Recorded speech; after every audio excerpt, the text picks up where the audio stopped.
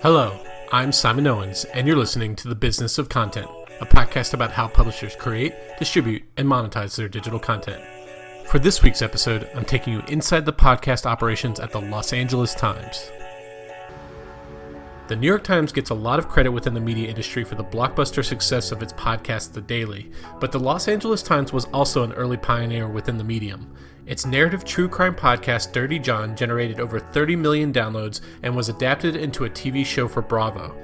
The newspaper has gone on to launch ambitious shows chronicling the criminal trial of Bill Cosby and the famous murders committed by Betty Broderick. I recently interviewed Clint Schaff, the head of LA Times Studios, about the paper's podcast productions.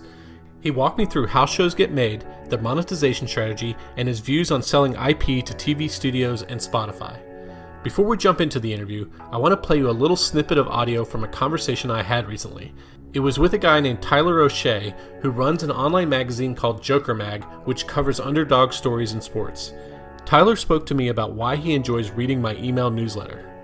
Your podcast and your newsletter have been a great asset to me just in terms of learning and following in the footsteps of someone who's had success in this industry. So just looking at things differently, kind of going against the grain is what I really enjoy about your newsletter and just your depth and understanding of the industry as a whole. Do you feel like there are insights there that help you in terms of building out your own publication and in what way? In terms of looking down the road and just seeing the possibilities and ways to monetize and ways to make the newsletter more engaging for our audience, your insights have been very valuable. Okay, let's say you were thinking about recommending my newsletter to someone. Who is the kind of hypothetical person that you would think would be a good fit for my newsletter? I would say any type of person who considers them a self-starter or an ambitious person who wants to start something of their own.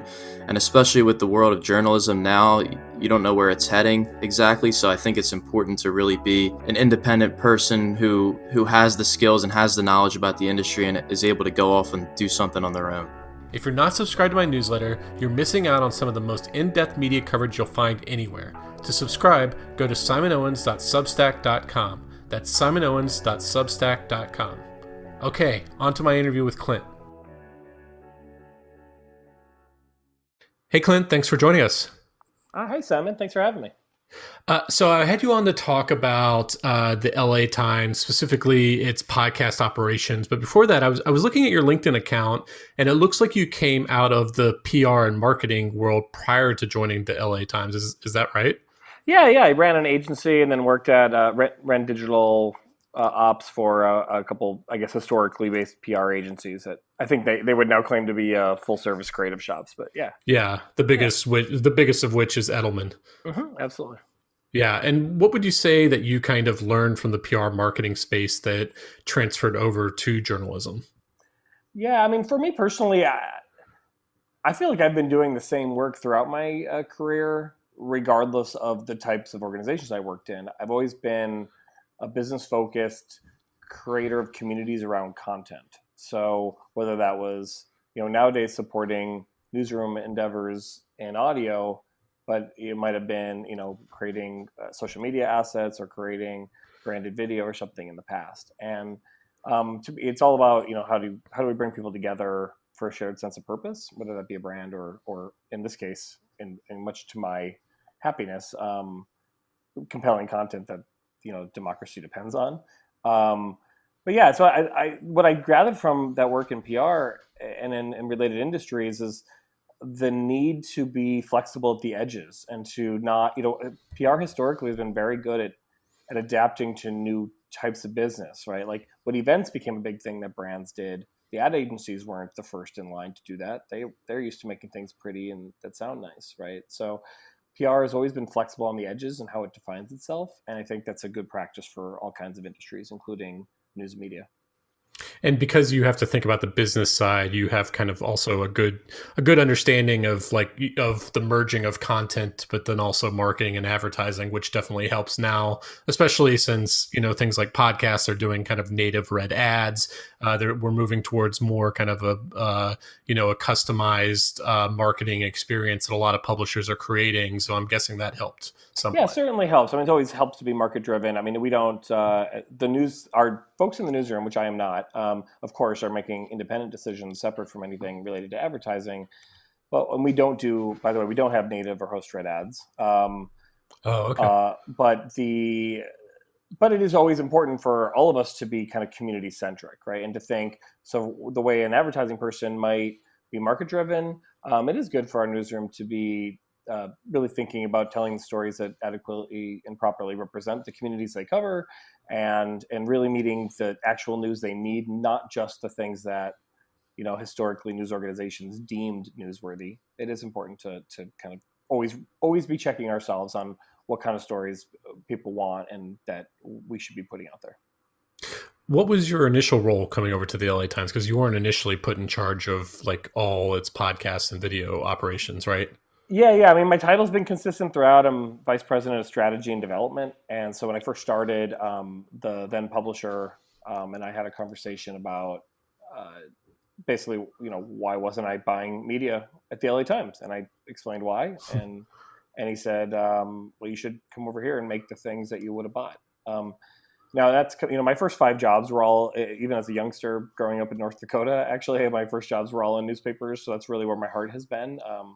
And it was nice to come back and apply the business skills I had to help support these needed institutions. But in the beginning, it was, let's try a lot of different things that might generate much needed revenue while also supporting our mission.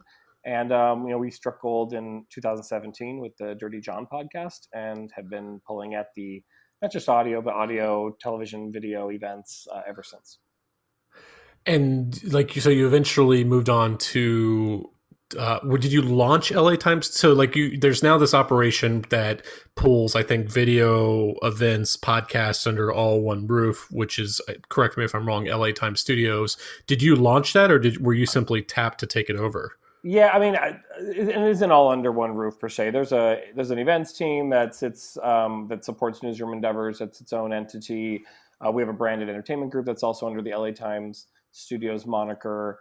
Of course, the newsroom is driving a lot of our great efforts in audio. I just provide the business focus to those efforts, and the president of the company launched LA Times Studios, and I've been in the beginning of it, the sole employee of it, and one of the key drivers of it ever since. So dive into that a little bit more. So if you had to tell me if you were explaining to a layman, what is LA Times Studios, how would you describe that?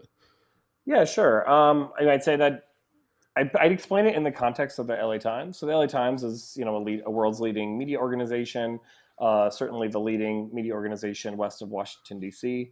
And LA Times Studios is the wholly owned production and content studios division within the LA Times. So we're a content studio, that tries to match the same kind of editorial integrity and innovation and creativity that you see in the LA Times, but doing it across mediums, off platform, in areas like audio, including podcasts, video, events, really not limited to any particular medium. So that's generally how I'd support it. Our studio's efforts support the newsroom, and then wholly separate teams support brand initiatives, and then we're also exploring areas in the originals category, and partnering with other media companies, leveraging the LA Times intellectual property. So if a new podcast is launching, it's launching under LA Times Studios? Yeah, I mean, we're definitely supporting it. We just launched a new podcast today called It Was Simple, The Betty Broderick Murders. It's published by the Los Angeles Times.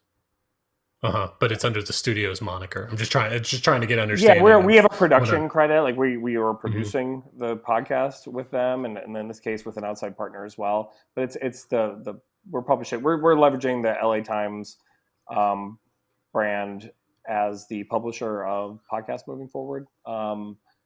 We would publish LA Times Studios podcast potentially too if it was something outside of the newsroom. But generally, the LA Times brand is what consumers relate to, and it's our best forward-facing brand. And so, I'm guessing before the launch of LA Times Studios, video and podcast projects where they just kind of launched ad hoc, was Dirty Jon just this random thing that was launched, and then now this is an effort to kind of pull things under and create a little bit more formal structure around it? Yeah, I think that's fair.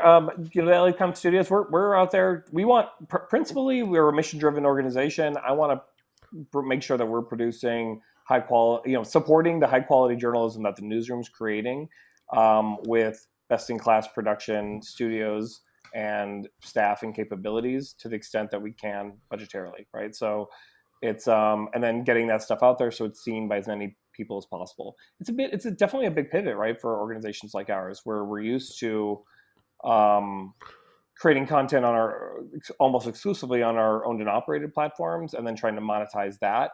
Here we're like, how do we create content that'll live elsewhere where people are finding content?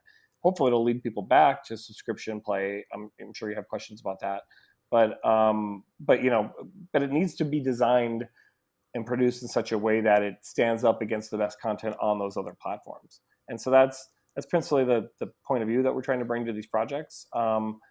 And like I said earlier, we're also working with brand partners and advertisers to create branded content that has that same bar of excellence, but of course does not in any way involve the newsroom. How large are your podcast operations from like an employee perspective? Like how many people are dedicated to either working on podcasts full time or a significant time part of their work week? Yeah, I mean, there's probably up to 100 people who work on it generally. Without pinning on a particular number, we have a lean but great team in the newsroom. We have a lean but great team that fall under me in the studios group, and then we have several people working on video initiatives that may not have an LA Times Studios moniker on them, but or brand on their card, let's say, but are working almost exclusively on those video projects. So, for example, we have a daily television show on Spectrum Cable here in the LA market called LA Times Today. A daily show is for an hour is quite an effort, and so there's a large dedicated team working on that. So it'd be hard for me to pin down a number specifically, but it's in the dozens. It's less than 100. And was the success of Dirty Jon, like, would you say that was kind of like the catalyst? Like, obviously Absolutely. Every publisher is getting into podcasts, but like, do you think that was kind of like a lightning rod within the LA Times newsroom? Like, wow, we really need to double down on this. Absolutely. Yeah. Dirty Jon was a massive success. I mean, a lot of people credit Dirty Jon as being, along with shows like Serial, being the first podcast a lot of people had listened to. And for us, certainly it opened our eyes about of course, the storytelling potential of audio, but also the revenue potential. And in this show's case, the intellectual property potential for television derivatives. So it's really was a great success right out of the gate. Now, like a lot of overnight successes are not, they've actually been years in the making. There certainly had been experiments in podcasts at the LA Times prior to Dirty Jon, particularly some interview chat-based shows that, the content was quite good, but maybe the production didn't have the resourcing that a Dirty Jon had. And so, on the shoulders of those efforts, and of course of ongoing great journalism from Christopher Goffard and his newsroom colleagues, Dirty Jon was born. It really opened our eyes. It takes some time to create that kind of high quality narrative series. So then we immediately went in to try to develop some more shows. You saw those come out last summer, and we've been kind of trucking them out on a regular basis ever since. I listened to a few LA Times podcasts today, and the few that I picked at random, they all happen to be kind of entertainment industry focused in some way. Like I listened to the Cosby one, which obviously Cosby is a famous actor. One called Can't Stop Watching. Another one called The Real. I'm guessing that's not a coincidence that a lot of your podcasts are entertainment focused, given the industry that's dominant in LA. Yeah, certainly. I mean, that is certainly going to be one of many areas of focus moving forward. A couple of those are the Cosby Show the Chasing Cosby podcast is more about. It's about the crime, dogged journalism, and it's really about the heroic survivors coming forward, as well as journalist Nikki Egan, her representative of many journalists who doggedly pursue a story, often to much critical, criticism in their direction for a decade plus in order to bring truth to light. And so, of course, Bill Cosby was a celebrity entertainer. So that in that way, it's related to entertainment. I think they gave license for the LA Times, to your point, to bring that story to a larger audience. But and then the Can't Stop Watching and The Real are both very similar shows. One focused on television, one focused on film. Of course, we have award-winning film and television criticism, and so those are vehicles for those. And you see those shows pop up from a business standpoint. They do quite well with for your consideration advertising in the Hollywood world, and so which is a big part of big important advertising group for us. So you'll continue to see an effort there. But we certainly I would say there's certainly those entertainment podcasts. There's we've had a fair amount of crime success, so we keep doing more in that space. We have a new identity podcast called Asian Enough, which is two Asian American reporters talking with notable Asian Americans about their identity, and so that's a very nuanced, interesting show that maybe is less expected from the LA Times. And we have a housing podcast. We're kind of all over and trying to learn and experiment as we go. But that said, we have there's a handful of beats that I think are big white space for us to fill out there that we are chomping at the bit to figure out how to do so, and hoping to get podcasts out in those areas in the next year or so. You have a mixture of several narrative, or you have narrative podcasts, and you also have several conversational podcasts, like what we're doing right now, like a discussion. Right. What's the difference in terms of, because like obviously I'm guessing narrative podcasts are much more expensive. There's much more of a lead time. There are seasons, like you don't just continually put one out week per week. Can you talk a little bit about the difference between the two? Like, are you having different goals in terms of monetization and marketing, and how the narrative podcasts are pitched to you versus new conversational shows? Like, how do you think about those two different things differently? I know that's a broad question. That's all right. Let's riff on it together. Yeah. Okay. There's a lot of differences between the two. A lot of organizations, I feel like, are finding it easier to do the ongoing conversational, or what I sometimes call a chat podcast, because the format is simpler to understand. It's you bring someone on, you talk with them, and you knock out the episode, and then you can leverage the audience of the guest in order to bring more ears back to your show, which is a helpful marketing trick. We actually have had, we have very great shows in that space, but I wouldn't say they've found massive audiences by and large. And maybe because there are so many conversational chat podcasts out there. So that is an area I definitely want to have. We aspire, my newsroom colleagues, we really aspire to someday grok the full on daily podcast. That challenge, the production these problems of that are significant. Yeah. It's a major time investment, but I certainly see the value in ongoing shows that are perennially available, because then you can those shows allow you an opportunity on which you can launch other shows, even more so than our successes in narrative. In narrative, these are more like events, right? So we're launching 6 to 8 episodes generally of a series that has a beginning, middle, and some sort of satisfying end generally. And we're definitely putting a big marketing launch on day one for those shows. We just launched one today called It Was Simple, the Betty Broderick Murders. And as you'll see, most of our feeds launch episode drops promoting that show. We go all in for that first week in hopes of letting the world know that this I guess, pop-up show is now available, and to hopefully trigger some sort of success on various podcast charts that then sometimes beget more listens. And so it's very different than the ongoing slog of a weekly show, and the marketing cadence is very different. Do you feel like a lot of pressure for those narrative shows? Because like you might have advertisers you have to build up interest in advance. You have to, like, it has to be a hit kind of right out of the gate, or I'm guessing it helps to be a hit right out of the gate versus a conversational podcast where you can just kind of grow an audience slowly over time. Yeah, definitely. There's different pressures. I mean, the advertising business is full of pressure. All your listeners know that the content business is tough. So, but we, with the different pressures, right? On the chat podcast, it's how do you, efficiently allocate your marketing resources to support a show ongoing without ever really being able to put all your support into one given time. So that's a challenge.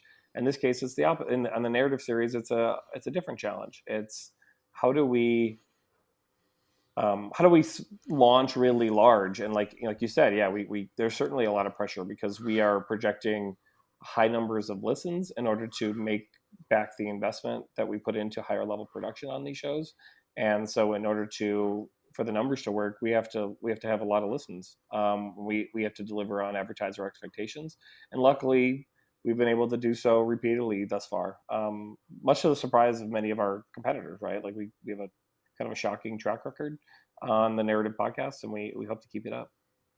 Who's pitching the narrative shows? Like, is it a newsroom employee or the outside production shops pitching you guys? Like, what's that show production or that kind of show development process look like? Right. So we have a group of stakeholders from the newsroom and those of us who work on the business side of it, form a green light committee. Generally, nothing's going to come out of the newsroom that the newsroom didn't select as a story they want to tell. So they of course have that full on veto power, if you will. We get pitched by a lot of, and most of the pitches we're getting are from inside the newsroom. There's all kinds of great stories. And it's oftentimes like, I'll speak for myself, like there's sometimes my favorite pitches I receive, we're not in a position to greenlight because maybe the tape isn't there, or maybe, we know that there's something else in the marketplace that's too similar that's going to prevent us from finding the success that we need in order to finance it properly. So we're getting a lot of pitches in-house. We're increasingly getting pitched from people on the outside, additional production companies, as well as IP holders elsewhere. We haven't brought too much of those into our fold. The Chasing Cosby podcast that you mentioned was written by Nikki Weisensee-Egan, who has a book by the same title. So we, worked with her to secure rights to do the projects that we've done together. So that did not initially come out of our newsroom. Of course, then the newsroom vetted it and determined that this was a good story to bring in. And so we have a couple examples like that, but generally we're going to probably be a newsroom first organization in terms of what we produce for audio, but definitely open to other types of collaborations. Your podcast, Dirty Jon, has been famously turned into a TV show. Do you have like a formal strategy in place for trying to sell more IP to TV and elsewhere? Like Gimlet Media, for example, they have like a studio like person whose job it is to, find IP partners and sell the IP of their podcast. Do you guys have something like that? Yeah, certainly. So that's a big part of my role. And then I work with some of my colleagues over here as well, including people in rights and legal and whatnot. And so so Dirty Jon is, of course, a big television success. It did quite well on Bravo last season, and season 2, which is of which LA Times Studios is a co-producer, comes down June 2nd on USA. But we've sold the rights to a couple of other podcasts that you'd be familiar with. We are packaging one from last year as well, and have high hopes for that. Have some great talent attached to it. Unfortunately, I can't share that with you today. But and then that opportunity really gets outside and is beyond podcasts as well. Frankly, Owen, because I think we have nearly 140 years worth of amazing stories and IP that the LA Times owns that can be leveraged for television and film exploration. And so, yeah, we have a strategy in place, and it's evolving because as we learn more and as we hopefully are able to reinvest some of the profits from these efforts back to maybe a more scalable effort. But right now we're really focused on finding partners that, that are befitting the LA Times brand. We certainly don't want to take like some really important nuanced story that ends up being in like some slasher film or something like that. We want to be consistent with our LA Times bar for excellence. We want it to be, we want to partner with people where things are actually going to get made. We don't just want our IP like sitting in IP purgatory for years and years in exchange for a small check up front. That we're really just getting stories out there, and we just want to be high quality. I just think the scalable part, I'm always skeptical of that. Like it seems like Mm. it'd be nice extra money to have, but it seems like it would be hard to build a business on recurring revenue where it's so dependent on selling individual shows and then not knowing if they're going to get renewed or canceled and there only Yeah. being a handful of players that can actually buy the stuff. I Mm. don't know. Like is it ever going to be a truly scalable business, or will it always be kind of like an extra nice to add on revenue type of thing? Yeah, certainly it's a game of home runs and versus singles and doubles, right? So Yeah. I hear you there. We'll see. We've had pretty good success thus far, so we want to continue to do that. It's certainly not our core business. Our core business is to provide necessary news media journalism that people need and to drive subscribers to that product. So that is all this average. Frankly, all the work we're talking about today is secondary revenue, but much needed secondary revenue, right? Like Yeah. diversified media business in 2020 is a requirement. And so, you know, all these things, but the bottom could fall out on podcast advertising someday too. But as of right now, it's generating much needed revenue. It's allowing um, these journalists to go out and tell these stories in more immersive ways than maybe they would be able to otherwise. And of course, providing opportunity for advertisers to engage with consumers in a way that they wouldn't been able to do so previously. So we're going to continue to invest in that until it doesn't make sense to do so. But I think I'm bullish on podcasting and of course the television film derivatives both. I think they're both we have a lot of untapped potential there. So you don't do any daily shows, you said.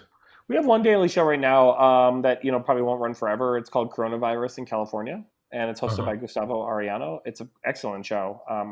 I think all our shows are great. This is a personal favorite, and it's a kind of a California centric sharing of stories about stories on the front lines of the coronavirus battle. And so you hear from not just medical professionals and teachers and whatnot, but you hear from people from the tenants union or people from activists from Black Lives Matter and talk about how these different parts of life have been impacted by our response to COVID-19. And so that podcast is fantastic. We're doing it on a daily basis. That's not going to run forever. We could sunset it as soon as June.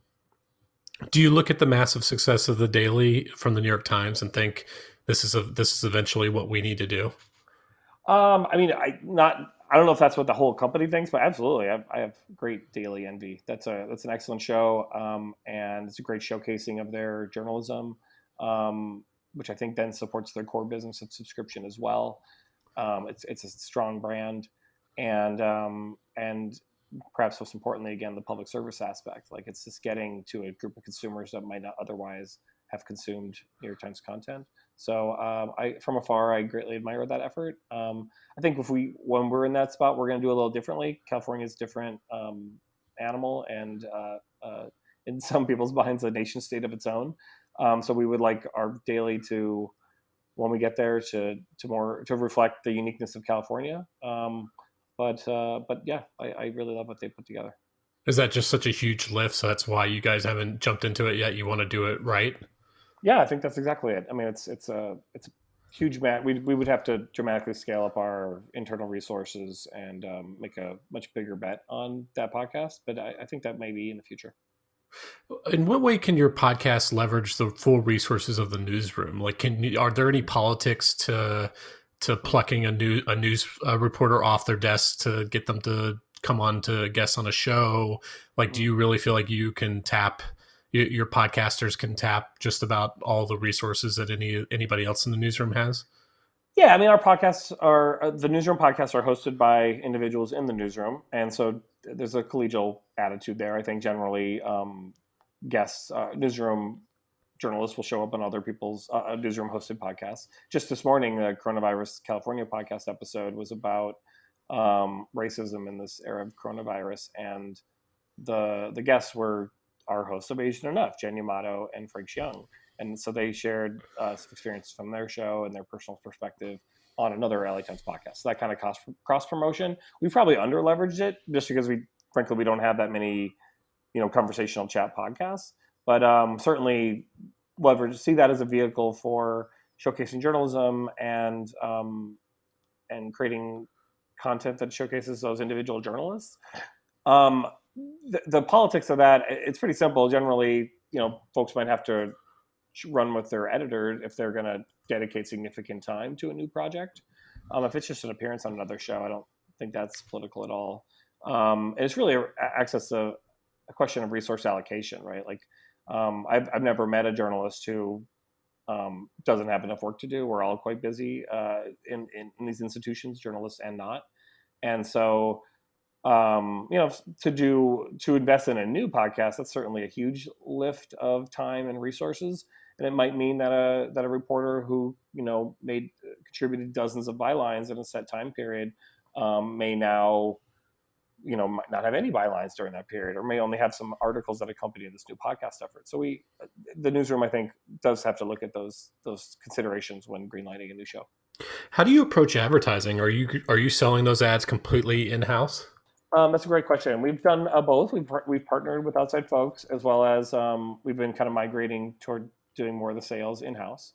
So all of the shows that debuted in the year 2020, we've done all the ad sales for, and we will be. But we've certainly, on the many shows that we've had a partnership with Wondery, a best-in-class podcast platform and publisher itself. They've certainly been a great help in terms of selling out some of those shows, and we're also eventually we'll strike up some partnership with the programmatic provider as well to fill any unsold inventory. But the truth is, right now, as of end of May here, 2020, we've sold through all of our podcast inventory through June or July, or through July, I believe. So it's selling pretty well, and so we're going to keep it in-house as much as we can. Wow. Yeah. Is there a future, and we're getting into the space I don't know as much, where like there's programmatic advertising, whereas as far as I know how it works on the web is like, obviously in-house sold ads get priority, but if there is an empty slot, then a programmatic advertiser can just slide something in there, and the CPM might be lower, but at least you're still monetizing the listen. Like, is that kind of how there are certainly publishers doing that. We haven't the vast majority of ads that live in LA Times and LA Times Studios podcasts are producer read ads. So we have a member of the team who reads those ads. It's a familiar voice. It's not unlike a host read ad, although it is not the host. Mm-hmm. And so that allows us to charge a slightly more premium CPM than if they were just random voice reads. The programmatic allows for additional shows. I mean, there's those certain platforms. Even there's a lot of podcasters who, they're not going to make tons and tons of money, but they can actually make some recurring revenue just by publishing on certain platforms that provide that programmatic functionality themselves. We're in the media sales business, so we have those brand relationships and those agency relationships. So we're going to try as much as possible to sell, proper advertising. And we're trying to turn that into a machine that actually can. I'm sorry to interrupt, John. Where we actually take our ability to market and sell podcasts out to additional publishers and to create a bit of a network where additional shows show up under the LA Times Studios banner as partner shows. So you'll see that, and then in the next couple months, we're bringing on 2 shows that are not created by the LA Times newsroom. That we will do the sales and marketing and distribution for, and split the revenue on, and we hope that that'll be mutually beneficial partnership as well. I feel like that's a hard business to get into. That's what Slate was trying to do with Megaphone, or what was Panoply before, and it's like herding cats in some ways. And I've seen some publishers try to do that, and then they just couldn't get the margins to work very well. But you think that they're there? Yeah, we're going to give it a shot, and we're excited. Yeah. We're certainly going to serve these ones very well. Like you said about scale earlier, I'm not sure, how scalable that's going to be, but I think, and if the margins are there, to your point, but we're going to give it a shot, and I'm quite excited about it with these upcoming partners. They're kind of uniquely well positioned for us to be of good support to them. I've seen some publishers claim that free podcasts help drive people towards paid subscriptions. Have you seen any evidence whether that's the case for LA Times? Because I know you guys are really, that's a huge focus for the LA Times, is growing its paid subscribers for its text product. Yeah, absolutely. It's paramount to the LA Times that we find people to buy digital subscriptions as well as print subscriptions, so that they can get all our journalism that exists in those arenas. And I think part of it, so I'd answer your question in two ways. One is, yes, we want to lead people through these off-platform audio experiences back to latimes.com, where they will, they've been exposed to our high-quality journalism, and we make the pitch on why it's an important part of their lives and how, it's well worth the investment to sign on with us. And then additionally, we want to work on products that live on the .com that go beyond text and pay off that commitment, right? So there's a larger group than certainly that I oversee that is overlooking, how do we bump up our virtual events slate? Perhaps do we create our own kind of exclusive audio that exists behind that is only available, to subscribers? Kind of like a slate strategy, like you mentioned. And we're looking at all kinds of different areas where we can provide the most value to our subscribers in order to basically increase the value of that. Has anyone from the analytics team ever come to you and been like, we've noticed that someone who listens to this podcast is 5 times more likely to become a subscriber? Have you seen any kind of data like that? Because I keep on seeing, I've seen these claims that it could be like a gateway to, loyalty to the brand that can convert subscribers at a much higher rate. And so I was just wondering if there's anything that you've seen to indicate that. Yeah, great question. I've seen some correlation. Like we certainly, as people, in some, to a certain subset of possible consumers out there, they probably know us as a podcast company as much as they know us as a news brand. So like that certainly is helpful for generating brand awareness as well as and getting them into a funnel where they become a subscriber. So that certainly, I've seen that correlation, that as we have more great content off platform, it supports our own platform efforts. But I haven't seen, any sort of study that puts a number on it. Okay, so I have to end this interview with talking about the thing that everybody's talking about right now is Spotify. We just had some major news break last week. Joe Rogan going exclusive on Spotify, all these, buying up all these podcast companies. Now Apple is coming out and saying they're going to spend money on exclusive podcasts. Just today or this past week, we're getting news that Amazon is now putting down some money to try to relaunch podcasts on Audible and maybe something on Alexa. So from your perspective as someone who's looking over these deals, like, do you see the LA Times selling exclusive podcast series to like an Apple or a Spotify or an Amazon? Or in terms of what are you thinking about how this fits strategically with what you're doing? Yeah, great question. I think we're certainly open to those sorts of partnerships. So we generally and historically, we have a perspective that we would like LA Times subscribers to have first crack at anything that the LA Times creates. So that's generally been a guideline for us. But it's not necessarily a steadfast rule. So if it makes sense and all parties involved are interested in exclusive content with another platform, we're certainly open to exploring that. But we certainly enjoy a great relationship with all those platforms right now, all 3 that you mentioned, and want to keep it that way. But we're open to new efforts and experimentation. This is a great time to experiment. And then there's also the opportunity to take already produced work and then make it either windowed to the preference of one particular publisher, or maybe an ad-free version that would exist on one of those destinations. Those are all things I'm hearing that are being bandied about in the industry, and we're open to all those outcomes as well. What about generating personalized RSS feeds for subscribers so they can get subscriber-only content on their podcast app of choice? Yeah, certainly open to that as well. And those are things we're trying to figure out right now, because we know that the future of our business is subscription. We've had massive growth in the last year, and we need to scale up even more to make this a financially sustainable business. It's really, really important for the future of democracy and of California, Los Angeles, and the world. And so we're laser focused on subscriptions. And so I'd love to see how audio can support that. Okay, Clint. Well, those were all the questions I had for you. Where can people find you online? We can find LA Times on Twitter, Facebook, etc. at LA Times. You can find me, Clint Schaff, at ClintSchaff.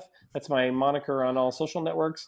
And you can find most of our podcasts at latimes.com/podcasts. Awesome. Well, this was a lot of fun. Thanks for joining me. Great. Thanks a lot, Owen. Have a great day. Okay, thanks for joining us. I'm actually on the lookout for new guests for this podcast, so if you do interesting stuff in digital content, whether you're a full-time YouTuber, a media executive, or run a cool niche newsletter, definitely reach out. My email address is simonowens@gmail.com. Okay, see you next week.